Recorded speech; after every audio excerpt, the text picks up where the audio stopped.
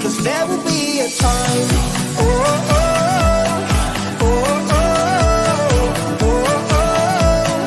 There will be a time.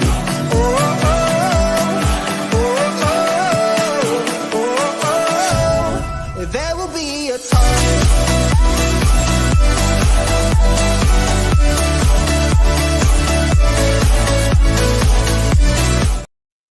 Hey guys, and welcome on into another episode of Getting Well with Terry and Friends, free NHL picks. I'm Terry, ready to break down today's slate. We got 10 games on today's slate, 3 games tomorrow, 13 games on Thursday. So back to the lopsided schedule here in the NHL. I'm not 100% sure if I'll do a show tomorrow. I really don't like tomorrow's slate at all. So no promises about tomorrow. We'll see when the time comes. We'll see. But we'll jump to the chat quickly here. Jamie Drysdale to Philly. Yes. That was a crazy trade. That was a little bit unexpected. Really, the reason why Cutter Gauthier doesn't want to play for Philly. Maybe doesn't want to play for Tortorella. Maybe just doesn't want to play for the Philly organization. So he let them know by not responding to them after the World Juniors, and now they decided to move on. So Jamie Drysdale to Philadelphia. That's a great defensive prospect that Philly's adding. People are saying that Anaheim won the deal, getting Cutter Gauthier. He's supposed to be a top prospect as well. So we'll see exactly what happens there. But yeah, big unexpected trade yesterday. Terrence, hello, Timothy. You and Nick both hate me today. Why? You're taking your Sabres? Shocking. Terry, ... Real quick, does anyone jam out to the intro music? It was a banger for sure. There'll be a time. There will be. I've kind of thought about putting, I have other songs that I've used for other videos that I was going to put up, but so far just that one for now. McDavid to Sabres for Comrie. Oh, that's a great deal. I wouldn't play in Philadelphia either. Well, there you go. Good day, Terry, to you as well, Captain Bry. The Wild are ranked 26th in the league. Yeah, we'll quickly discuss them here in a few seconds. But we'll start with taking a look at what happened yesterday in the NHL. Starting with this game here between Vancouver and New York. Pretty much exactly what I wanted to happen here in this one. All the player props that I mentioned, the players on yesterday, all got points except for Chris Kreider. He was the only one kept off the score sheet here. But 6-3 final for the Vancouver Canucks here in this one. So they overcashed. And of course, Artemi Panarin continued his goal streak and scored plus 130 here in this one. So a great game overall in this one. Pittsburgh and Philadelphia had a half unit here on the draw. Fortunately, Pittsburgh took care of business in this one. Konechny's point streak came to an end in Philadelphia. The loss here in this game. Dallas Stars, Minnesota Wild, Marco Rossi anytime point, over half a point, did not cash because the Wild did not score anything. I said on yesterday's show that the Wild would basically lose the game if they took a bunch of penalties.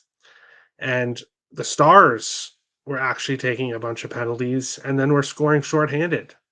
So really, certain teams play well against certain teams and certain teams don't.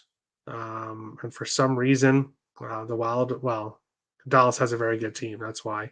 But Minnesota has struggled with Dallas last year and continued this year. But we have to remember, not only is the Wild playing without Kaprizov, Spurgeon, Brodin, Philip Gustafson, but even when they have all those players, they still are not icing a full team because of the cap hits. So this Wild team is extremely shorthanded, and they're not an auto fade right now like they were at the beginning of their injury streak, but they're not a team I want to back quite yet either. So Fortunate loss there for the Wild. We'll see what happens tomorrow. I'm hoping that they do not start Jesper Wallstedt in Dallas for his first start of his career. I'd much rather them save him for the Flyers on Friday or Arizona on Saturday, back to back for the Wild, both home games. Start him against the Flyers, start him against the Yotes. Don't start him in Dallas on Wednesday. I would not do that. Final game of the night, Boston, Colorado over 6. If he got over 6.5, that was fine too. 4-3 win for the Avalanche in overtime. These two teams continue to play high scoring games. So a winner there in this one. Tennessee Titans fired head coach Mike Vrabel. Wow. That's very interesting. That is very interesting. Whoever grabs him will be very smart because he's a good coach. He's a very good coach. But we will jump into today's slate and we will start here with the first game of the night, which is between the Seattle Kraken and the Buffalo Sabres. In this one, Seattle minus 104 to minus 110. Buffalo minus 106 to minus 112. Sixes right across the board here in this game. When it comes to goaltenders, Devin Levi is likely to start this game. He was in the starter's crease this morning and coming off a great win in his last game. And the Sabres, as I said on yesterday's recap, finally won 2 games in a row. So the Sabres are now trying to win 3 games in a row. Most likely will have to face Joey Daccord, as the Kraken have had quite a few days off here. So I would be shocked if it wasn't Daccord. 10-5-8 with a 2.29 goals against average, 922 save percentage. He's been absolutely phenomenal for a while now for the Sabres. The Kraken 8-0-2 in their last 10 games. They've gone under 5.5 in 6 straight games. Obviously, great goaltending, great defense is getting the job done. Buffalo 4-2-1 in their last 7. They've gone under 6.5 in 4 of their last 5 games. So both teams trending towards the under right now. Sabres going to overtime in 2 of their last 6 games. And when I look at this game, I'm kind of tempted taking the under in this one. The issue is that in previous meetings between these teams, obviously over the last 2 seasons, they faced each other 4 times. The Kraken have won all 4 games, winning by multiple goals in 3 of the 4 games against Buffalo. 3-0-1 to a total of 6, so 3 overs and 1 push. We've seen higher scoring games when these two teams face each other, and we've seen the Kraken come out on top. Give me the Kraken money line minus 104, which is just not priced correctly with how they're playing, and give me Vince Dunn to get a point at minus 105, which I also don't believe is being priced correctly right now. Vince Dunn has a point in 5 straight games and 8 of his last 10. For the Buffalo Sabres, Rasmus Dahlin has at least 3 shots on goal in 15 of his last 17 games. So those are the players I'd look at here. I do think this will be a lower scoring game when it comes to the total. I just don't like how things have gone between these teams when it comes to the total previously. So release the Kraken and give me a Vince Dunn point here in this one. Boston screwed me. Pasternak looked dumb as F in the shootout. I did not watch, but yeah, that sucks. That sucks. Release the Kraken. I agree. Lean Sabres money line. Wow. Okay. Kraken money line minus 105. I like it. Here comes Tim saying Kraken are free money, a lock because they're playing Buffalo. No comment. I'm not allowed to have an opinion on Sabres games. Okay. All I will say is money on Kraken, line moving towards Buffalo. All right. Also lean under, but no bet. I do as well. I fade Cappers, Buffalo Sabres money line, and Vince Dunn under half a point. I fade Cappers. Remember that Tim Earle's a capper too. So if you want to fade him, you can do that as well. Sabres do look better with Quinn, though. All right, all right. Sabres decor isn't bad. Um, Darlene gets a hell of a shots. Yes, the Sabres decor is good offensively, but if you want them to try to do their job, which is defend, that's a whole other story. So yes, the Sabres have offensive defensemen, but their defense is not good. That's just how it is. But we'll move on along to our second game here, which is between the LA Kings and the Tampa Bay Lightning. LA minus 118 to minus 122. Tampa Bay plus 100 to plus 111. Sixes right across the board here in this game. We will check and see if we have starting goalies here for this one. Don't. Yes, Cam Talbot likely for the LA Kings. Andre Vasilevsky unconfirmed for um, Tampa Bay. How have these teams been playing recently? The Kings have lost 5 games in a row. 3 regulation losses, 2 overtime losses, going under 5.5 in 3 of their last 5 games. Tampa Bay Lightning 5-4 in their last 9. They've gone under 6.5 in 5 of their last 7. What happens when these teams face each other? Tampa Bay 11-1 in the last 12 games between these teams. They've absolutely dominated the Kings. They've won the last 7 at home against LA. 7-1-2 to a total of 6. So 7 under, 7 over, 1 under, 2 pushes. And ultimately, this game's basically a pass here when it comes to single plays. I want to take the Tampa Bay Lightning. Um, this Kings team is just not playing well right now. They are not playing well, and they've been very hot for portions of the season. And some people might say, well, they're just in a little bit of a tough stretch. They'll rebound. Maybe after 1 or 2 or 3 games, but once you get to 4 or 5, there's an issue. There's an issue there. So the Kings, not a team I'm looking to back right now. Getting Tampa Bay at home against a team they've dominated for years is something that definitely interests me. But trying to keep things a little bit lighter when it comes to pulling the trigger on plays, and it's been working for me so far. So just to lean with Tampa Bay, but I'm not pulling the trigger here in this one. Players that have been hot recently, no big surprise. Hans Kopitar, Adrian Kempe for the Kings. Kopitar, 0.4 of his last 5. Kempe, a 0.6 of his last 7. For the Tampa Bay Lightning, Victor Hedman's assist streak came to an end in his last game. Kucherov has a goal in 7 of his last 9, and at least 3 shots on goal in 9 of his last 11. So that's where I looked in this game, but overall, this game is a pass. But I really do lean with the Tampa Bay Lightning. Buy low on LA, 5 straight losses, but looking at their numbers in those games, they have been the better team in most of those games. Kings minus 115. Completely disagree. Road Warriors, Kings money line. Vasi doesn't look good. All right, but do the Kings look good? Lean Kings. Dubois is so overrated.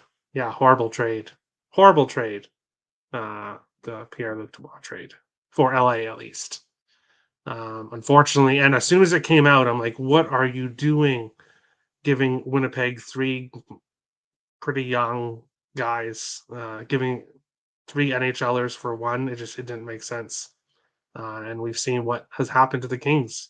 We've seen what has happened to the Jets because of that trade. Clear Nine likes the over 6. I could see that. But overall, this game just don't have a good feel for it. So we'll move on along to the next one here. We've got the San Jose Sharks and the Toronto Maple Leafs. Of course, these teams just faced each other in San Jose a few days ago. San Jose plus 350 to plus 373. Toronto minus 425 to minus 455. Sixes right across the board in this game. And this won't be a surprise to anyone. No single plays for me in this game. The Leafs should absolutely roll in this game. They did beat the Sharks 4-1 in San Jose. Now they're coming back to Toronto. This should be a game where the Leafs roll, but unfortunately, I'm just priced out of it. I'd have to take the Leafs minus 2.5, plus 115.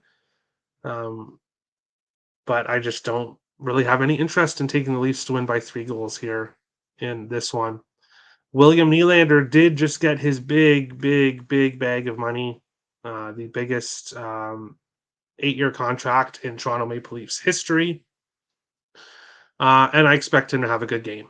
He's at a point in 16 of his last 17 games, at least 4 shots on goal in 5 of his last 6. I think Nylander shoots the puck a lot. I think he most likely scores here. I'd look at Nylander props. John Tavares had 0 shots in his last game, which is very unlike him because he has at least 4 shots on goal in 12 of his last 14 games. So he should be able to get shots against the San Jose Sharks, you would think. But overall, this game is a pass. I would look at Nylander props, however you want to do that. Here. Maybe a draw in Toronto, maybe Sharks money line, but passing for now. At this price, San Jose are nothing. No thank you, though. Feels potentially like one of those midweek Toronto home games where they lose for no reason. Pass. Yeah, I would just pass. Tons of injuries on both sides. Interesting. Is there? Is there? Well, the Sharks, well, they're a team where injured or not, they're probably going to be awful no matter what. So, um, looking at what these teams have done recently, the Sharks have lost 11 straight games, 9 of the 11 by multiple goals, under 5.5 in 5 of their last 6. Toronto winning 3 straight games. They've gone under 5.5 in 4 straight games. So both teams trending towards the under 5.5 as well. Toronto 6-2-1 in the last 9 meetings. 3 of the last 6 have gone over 6.5. So ultimately, this game is a pass for me. You can get Nylander no point at plus 400. Yeah, well, I would not do that. Um, I know that's something you like to do, Tim, but not the player I would choose not to get a point in this game. Goalies confirmed Kakko Kakkonen and Martin Jones in this one. Obviously, Martin Jones has turned back time like he did last year for the Kraken. 7-3, 2.08 goals against average, 932 save percentage, facing his former team. Should have another good game here in this one. Look at the chat. Leafs minus 1.5.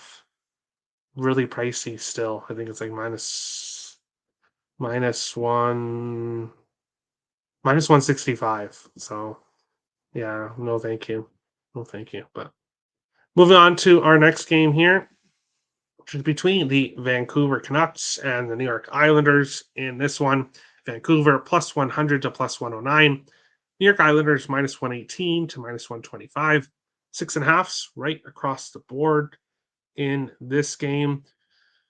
Let's see if we have any goalies confirmed here. Ilya Sorokin, no shocker there, confirmed for the Islanders. Semyon Varlamov is hurt once again, and no timetable for him to return. So Sorokin, who started 7 of the last 8 games, is going to continue to get a bunch of games, it appears.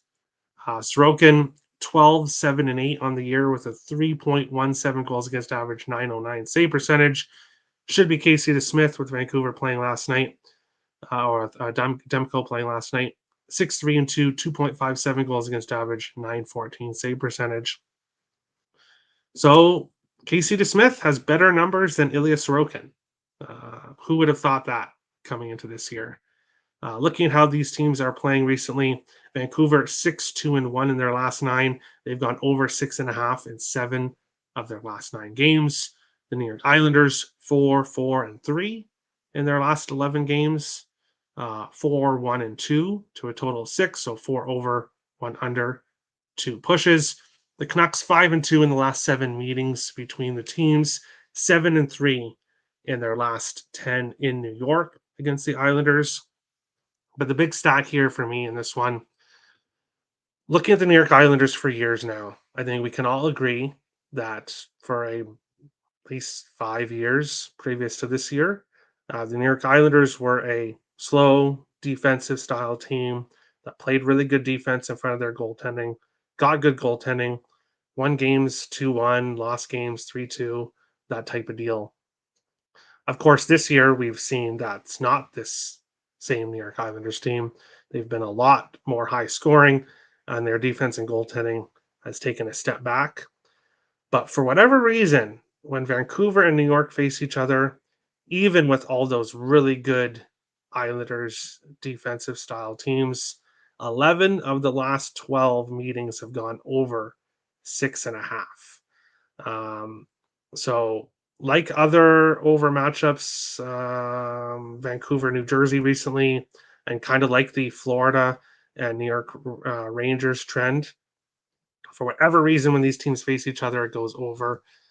You can get 6 at some spots. I did lock in the 6 yesterday, but for show purposes, I would take the over 6.5 at plus 108, which is what the price was earlier.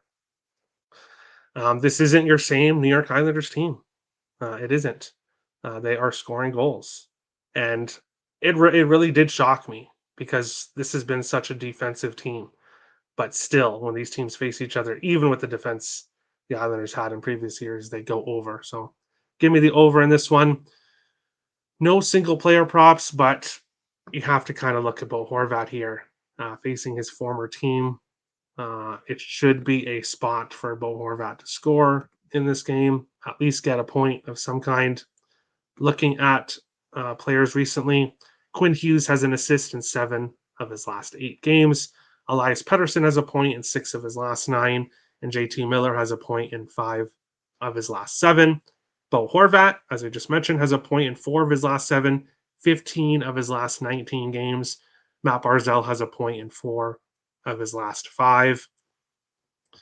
I expect goals on both sides in this game. So I would look at Bo Horvat as well. Um, Canucks, yeah, as a dog, very attractive. We'll get to here. Canucks money line. Pass, lean, Isles, and under. Oof, great spot for New York. Canucks on a back-to-back in 4 games in 6 days. Of course, we know that you want the Isles to win, being a New York Islanders fan. Why you trend to the under makes no sense to me. But then again, you've backed the under, and again, the Islanders game or in the Canucks games, the last 2 games.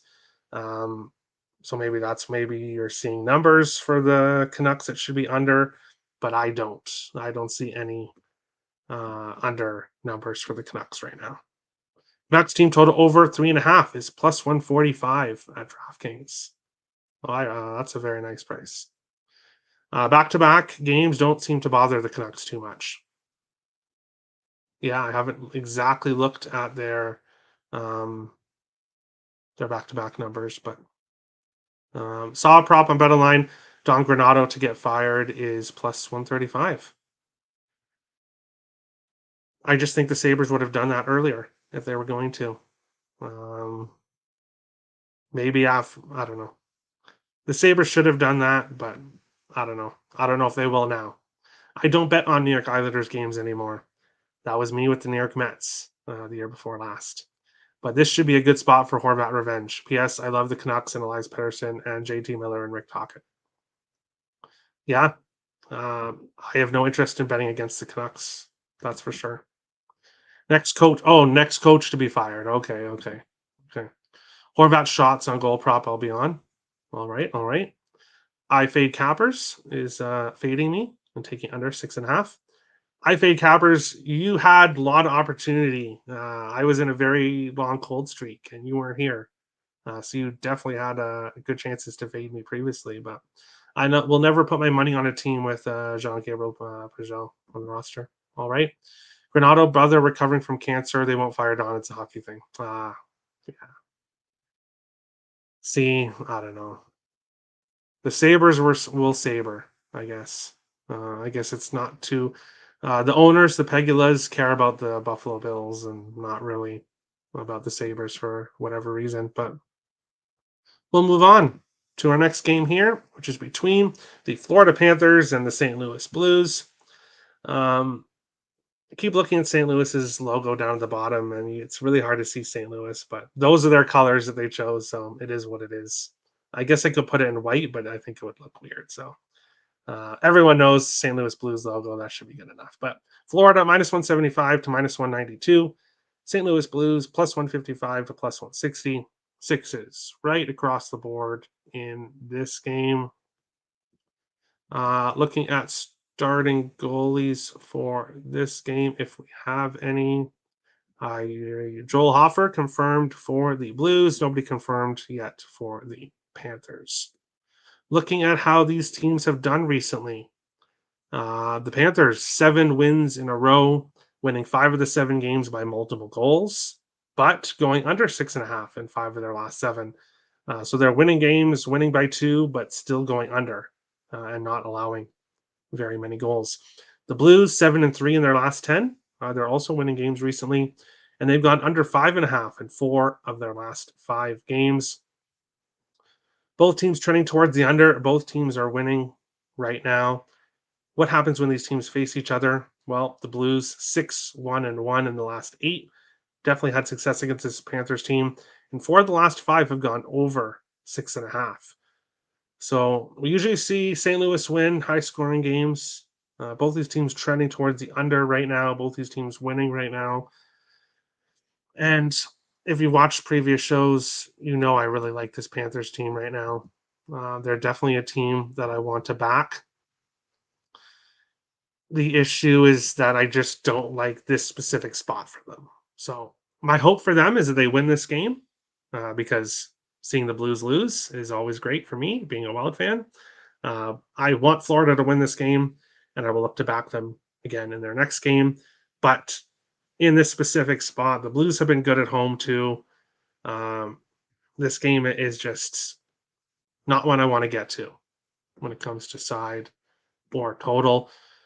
Who's been playing well, player prop wise? Carter Verhaeghe has a point in 6 of his last 7, as does Matthew Tkachuk. Sam Reinhart has at least 3 shots on goal in 8 straight games and a point in 8 of his last 10.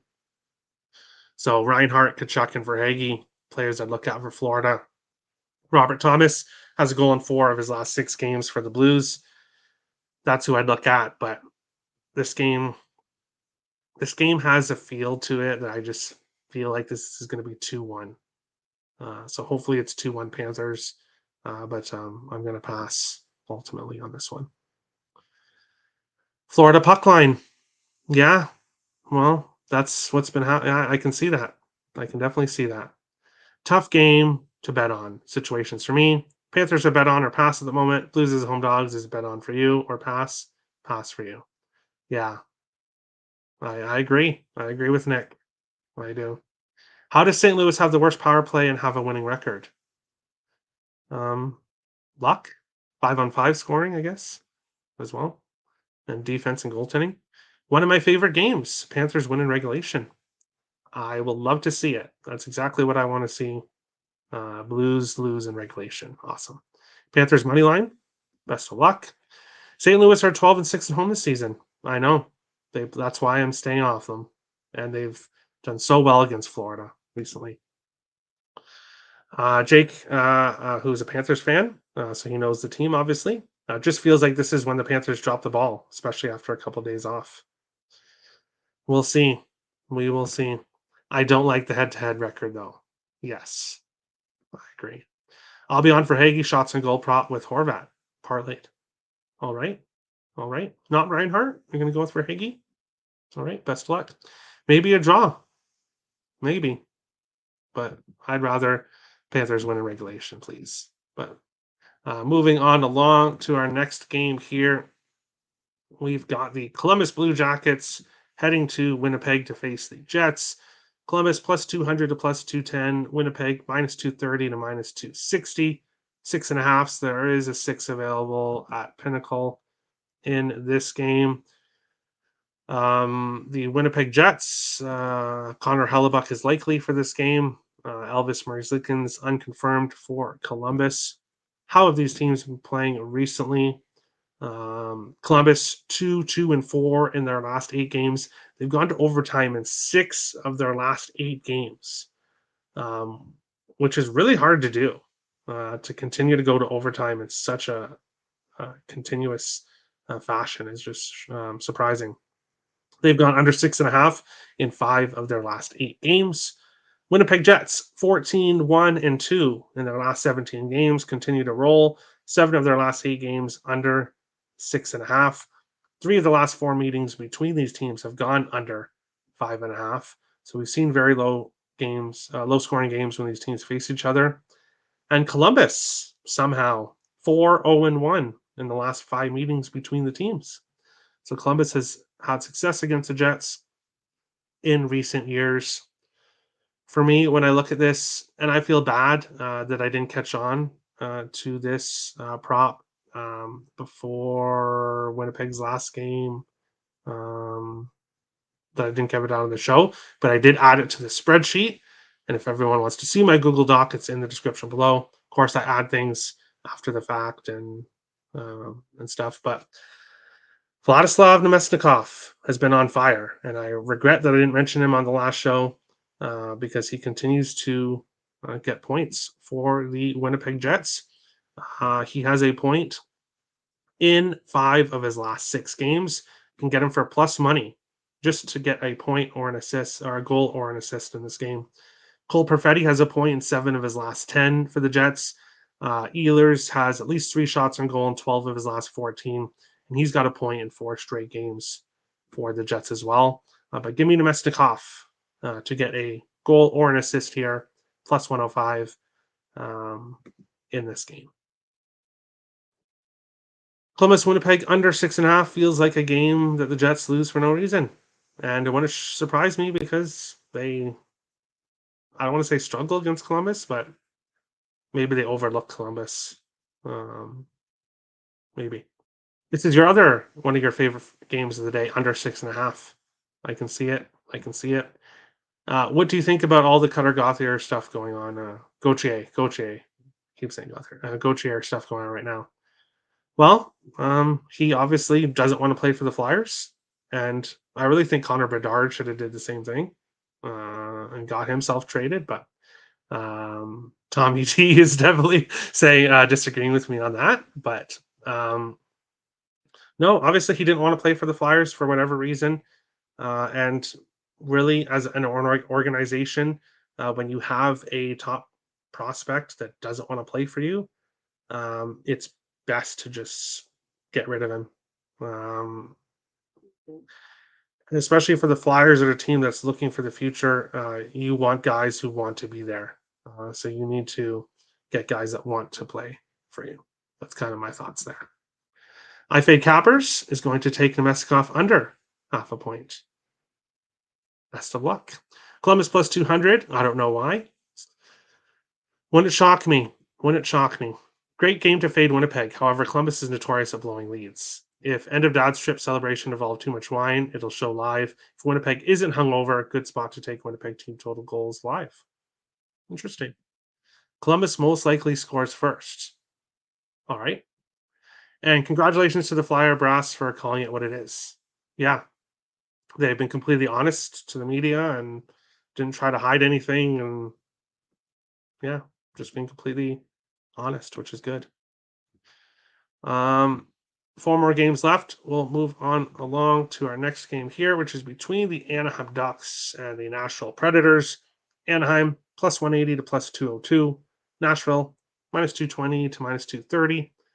Mostly 6.5s. There is a 6 at Pinnacle available in this game. When we look at goalies, nobody confirmed, projected to be Lucas Dostal against UC Saros. Both have 901 save percentages. Dostal 3.5 goals against average. Saros 3.01 goals against average on the year. How these teams have been playing recently. The Ducks 1-6-1 in their last eight games. So 1 win over their last 8.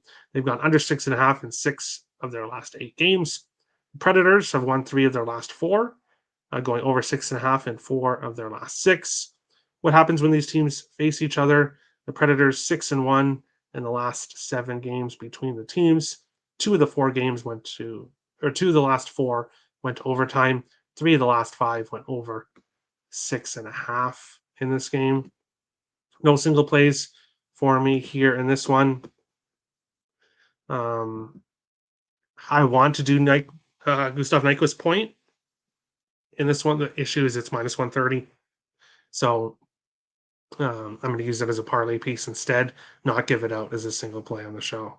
But looking at player props for this game, Gustav Nyquist has a point in 8 straight games for the Nashville Predators. Ryan O'Reilly has a point in 6 of his last 7 for the Nashville Predators. And Philip Forsberg has a point in 4 of his last 5 games. That top line for the Predators playing well. The Ducks, it's been Frank Vetrano or it's been Zegras' line that's produced recently. Nobody really stands out enough for me to pull the trigger on anybody, so not really looking towards the Ducks in this game. National money line, probably a good parlay piece as well here. Quack, plus 190. Preds shouldn't be minus 230. Yes, I know the Ducks have lost 6 straight, but getting away from Anaheim, I think, will be beneficial. All right. Not at the team Anaheim wants to face, though. The Preds. Preds money line parlay. Yeah, that's how I think the best way to go for it. Addison likes Columbus team total under 2.5. Awesome. Best of luck. But 3 more games here. I do have a play in our next one, which is between the Edmonton Oilers and the Chicago Blackhawks. Edmonton minus 425 to minus 500. Chicago plus 340 to plus 375. The 6.5s right across the board in this game. Looking at player props, looking at goalies. Stuart Skinner likely to start in this game. He's played really well for Edmonton recently. Peter Mrazek will start this game. He was great helping the Hawks beat Calgary, stopping 28 of his 31 shots in his last game. But this Chicago team is beat up. Obviously not having Connor Bedard, one of their only good offensive players, and now they have to face this Edmonton team, which is just a tough matchup here for them. How these teams have been playing recently: Edmonton 15-3 in their last 18 games, so they've won 15 of their last 18, going over 6.5 in 4 of their last 7. Blackhawks 2-4-1 in their last 7 games, going over 6.5 in 3 of their last 6. The Oilers have won the last 4 meetings between the teams, winning by 3 or more in the last 2. 4 of the last 5 going over 6.5. When I look at this game, it's Zach Hyman. Anytime goal, plus 110. Hyman has been awesome pretty much all season long for the Oilers. He's a goal in 5 of his last 6 games, coming off a hat trick in his last game. McDavid has an assist in 18 of his last 19 games. And Leon Draisaitl didn't get a goal in his last game, but has one in 6 of his last 8. I don't like the price on Draisaitl goal. And I'd rather take Hyman here, who has been a bit more consistent in 5 of his last 6 games. Who isn't going to score in this game for Edmonton? That's the question, because they should be able to find a bunch of goals here against this Blackhawks defense and goaltending here. Expect Pickard to play. All right. Line is ridiculous, but can't bet the Rockford Ice Hogs. 10 players on IR for Chicago. Yeah.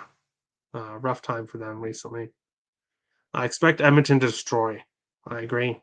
Hyman over 1.5 points. Let's go.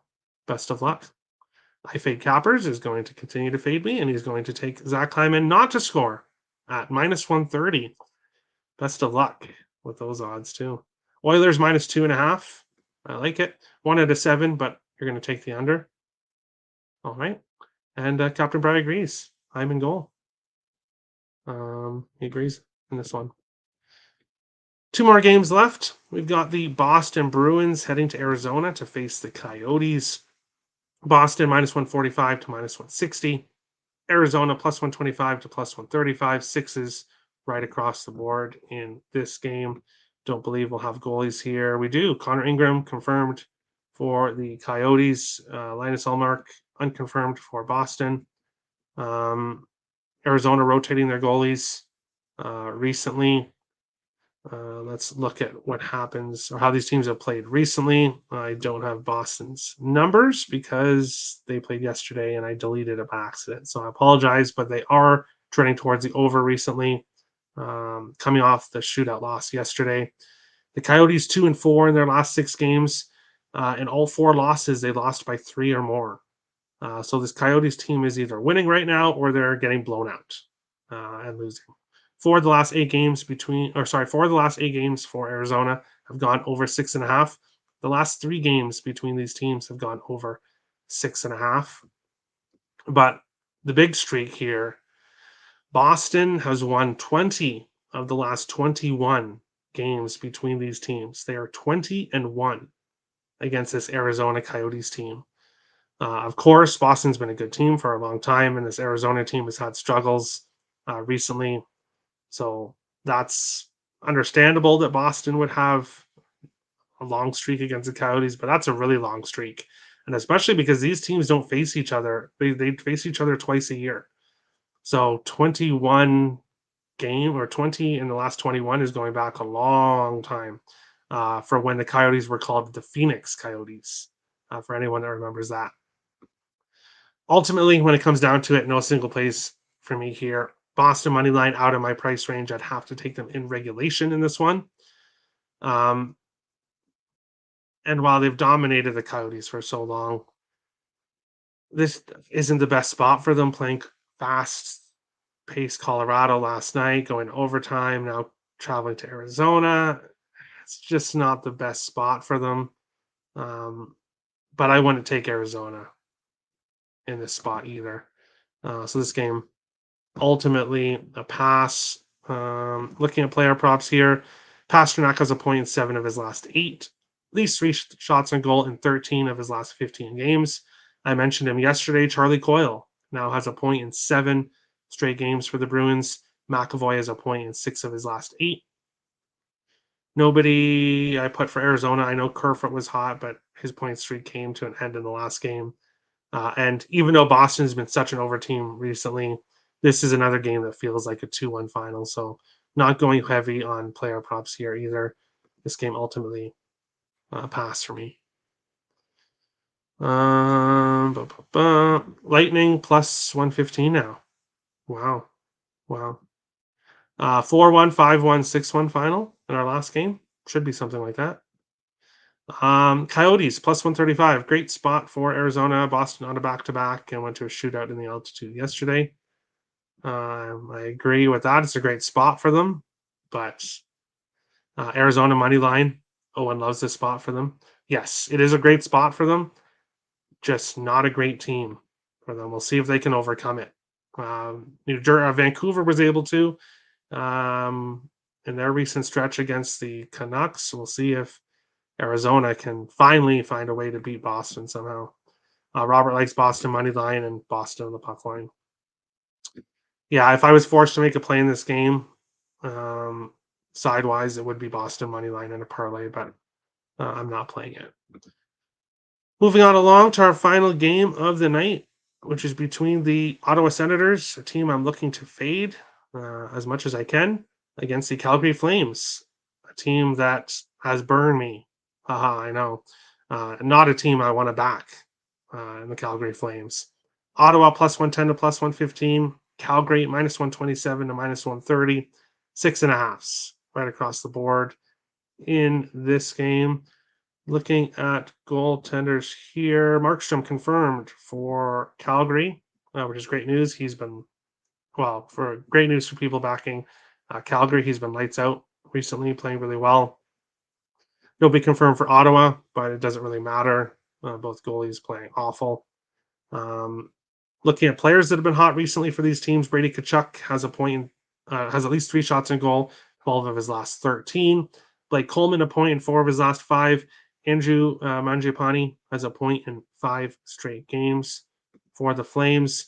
looking at how these teams have played recently, Ottawa has lost 3 of their last 13, going under 6.5 in 4 of their last 6.